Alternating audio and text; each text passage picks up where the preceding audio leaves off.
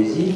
Vous avez à 15 h Claude Joyard et Patrice Desbourgs qui font des lectures à la salle de l'Europe, à la Villa Gombrowicz, à la Villa Alexandrine, dite Gombrowicz.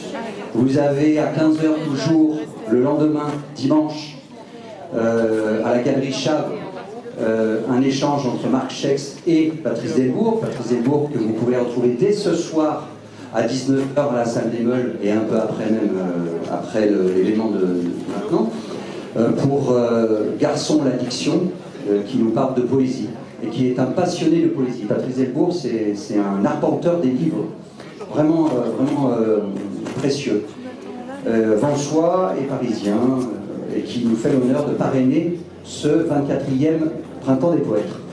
Pour ce soir ici, le lieu s'y prête terriblement bien, tant en visuel qu'en projection, qu'en installation, etc. Je voulais souligner, au nom de Monsieur le maire, que j'ai l'honneur de représenter, Monsieur Régis Levigre, la grande volonté de conjuguer les actions au travers de la poésie. Alors, c'est pour ça que je tiens à remercier précisément chacun des participants, qui sont les élèves, bien sûr, du lycée Henri Matisse, ici représentés par Sophie Delorter, Johanna Braun. Elle est où, Johanna Braun? Elle est là-bas, voilà. Oui, Marie-Pierre David, bien sûr,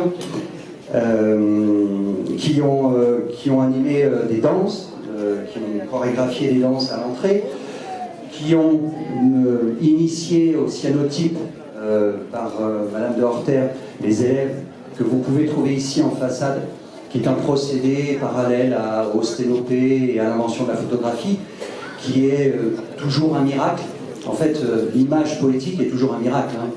Donc, vous en avez des très beaux exemples ici, très réussis par les élèves. Ils ont bossé de manière initiatique à cette technique. Je ne sais pas où ils sont, les élèves. On peut les applaudir. Et les danseuses qui sont là. Vous pouvez me dire peut-être un petit peu. Voilà.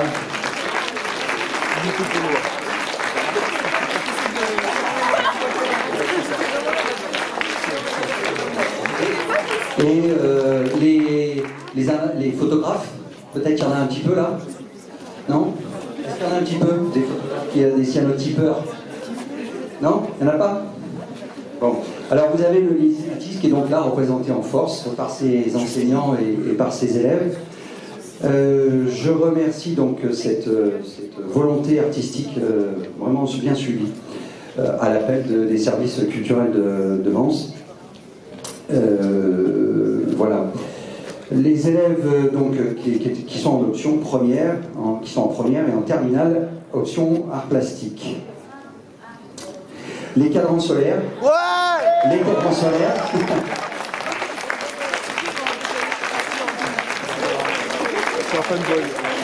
Donc, qui ont été conduits par Johanna Braun aussi, qui intervient aussi au cadran solaire.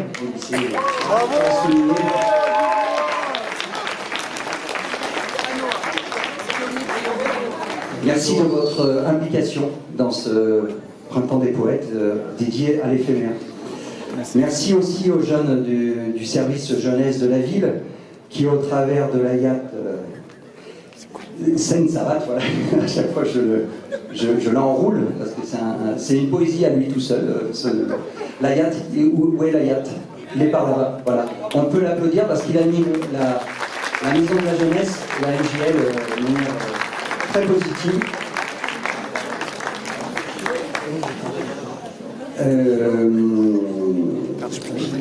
Donc, et puis sa collaboratrice, c'est un collaborateur, pardon, Floriano Pintus, que je ne connais pas précisément, mais on peut aussi le saluer. Léo. Voilà. Frédéric Lamas, qui est ici, qui est par là, qui est un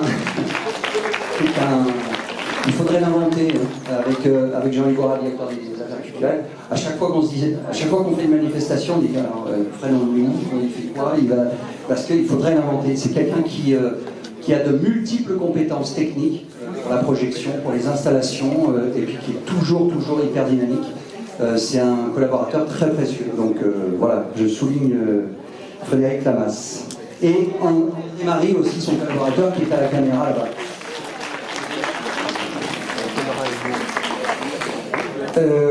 Un autre merci à Sophie Gonzalez et Sandrine Morinelli, qui, je les ai vus là tout à l'heure, elles sont là, voilà, pour l'écriture nomade, qui a fait travailler sur le texte les jeunes et qui a donné une extraction poétique à partir des œuvres qui sont ici de manière positive. Ça fait travailler justement la langue, le texte poétique. Un merci à Bruno Le Cuisteau, qui est là-bas, qui a fait des compositions originales de goût, de rencontre de saveurs.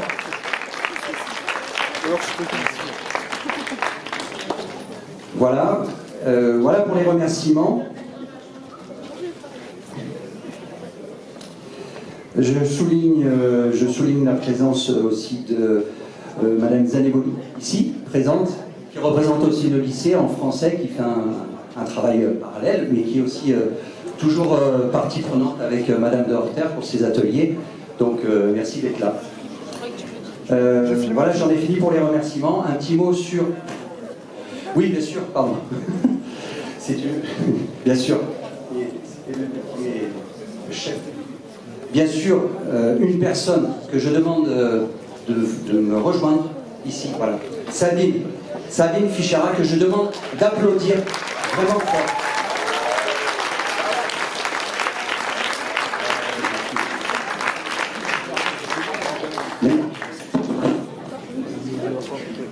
Voilà, Sabine Fichera qui fait un travail de coordination des actions culturelles au musée de Vence, qui n'arrête pas de 8h à 18h. C'est quelqu'un de tenace, c'est quelqu'un d'expérience, qui a l'expérience de la culture, notamment art plastique, mais pas que, et qui a des talents de coordination des publics et de profilage des actions culturelles. Ça, je souligne vraiment fortement ton talent à faire ça, parce que ça demande une énergie folle de prendre le téléphone constamment, de remplir les dossiers, de contacter les gens, de dire c'est telle heure, c'est tel créneau, c'est telle action, quelle est la mission, quelle est la médiation culturelle qu'il y a à faire. Ça, c'est une personne indispensable qui fait partie de l'équipe du musée et qui déborde même de sa mission, bien au-delà de son poste lui demande. Voilà. Donc je vous demande à nouveau des applaudissements pour Sabine, parce que je la connais depuis des années et elle n'a pas changé. Elle était avant sculpture autrefois, elle est toujours avant sculpture et c'est toujours avant sculpture. Voilà. Voilà. Donc merci personnellement, Sabine.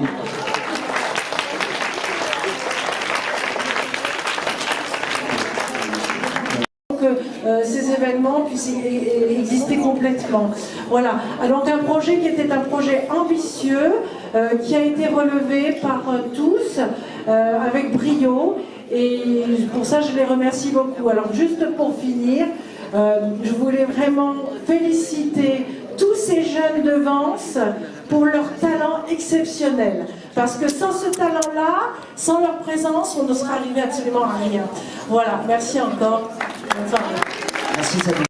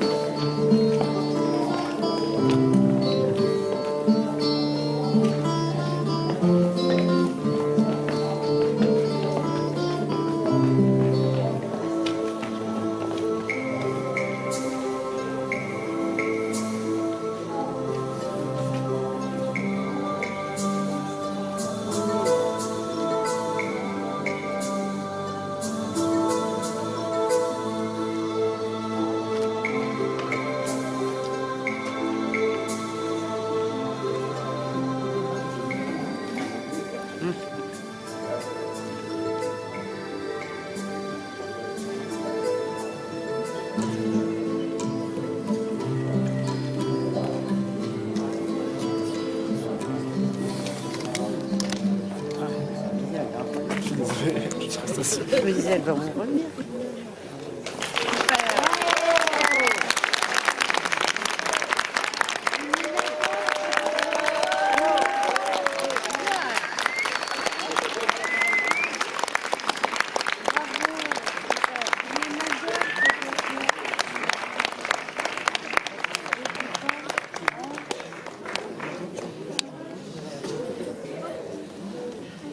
Ah, là c'est fini.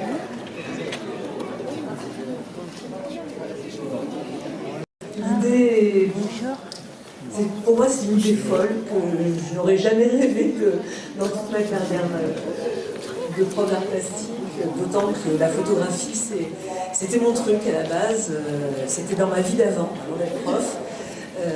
Donc j'étais toujours très très intéressée par la photographie et par les procédés anciens. J'ai toujours aimé être dans un laboratoire photo, vous savez, les blocs qui sont à la lueur des percussions rouges. Et réunir une vingtaine d'élèves dans un labo, c'est pas possible.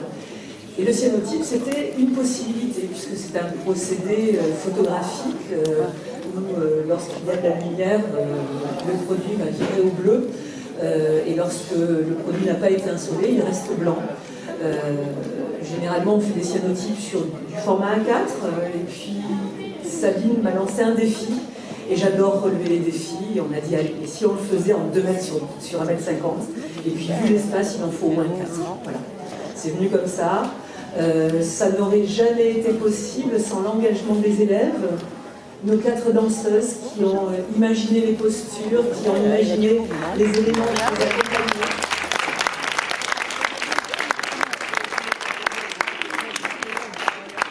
Donc il faut dire que 3 ont un peu la double casquette, à la fois en enseignement d'art plastique.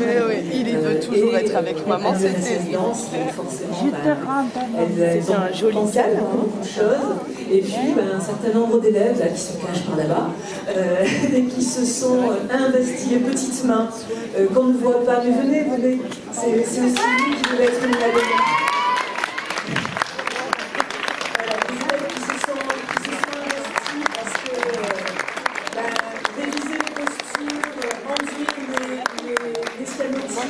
Les faire sécher dans des endroits refermés du lycée, dans des dépôts, les bouler, les rincer, faire tout un gros travail technique. Et puis penser aussi à tous les éléments, parce que tous les éléments qui sont autour des danseuses ont été déposés pendant quelques secondes avant que le soleil produise son effet sur les toiles. On a joué aussi avec le soleil. Je pense qu'elles ont fait beaucoup d'implantations aussi, vous savez. On va voir le soleil, parce que sans soleil, ce n'est pas possible. Donc on a joué avec ça, on a eu très très peur. Mais je crois que finalement, on y est arrivé.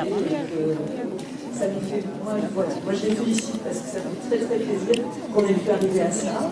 Et puis on a des élèves aussi qui ont travaillé de manière plus monographique, on va dire, et qui ont travaillé aussi sur des expositions qui sont au point, qui ont pensé pas seulement cyanotype, mais aussi photographie, écriture de la lumière. On est aussi forcément dans toutes ces questions d'éphémère, hein, les lumières éphémères, et donc le regard.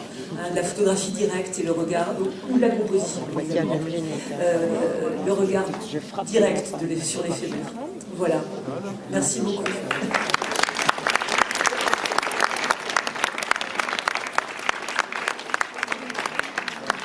Je voulais remercier Madame Poissonnier, l'IAIPR d'art plastique, d'être venue parce que c'était un grand honneur qu'elle soit venue et pour nous, pour les élèves aussi, ça montre la qualité de leur travail.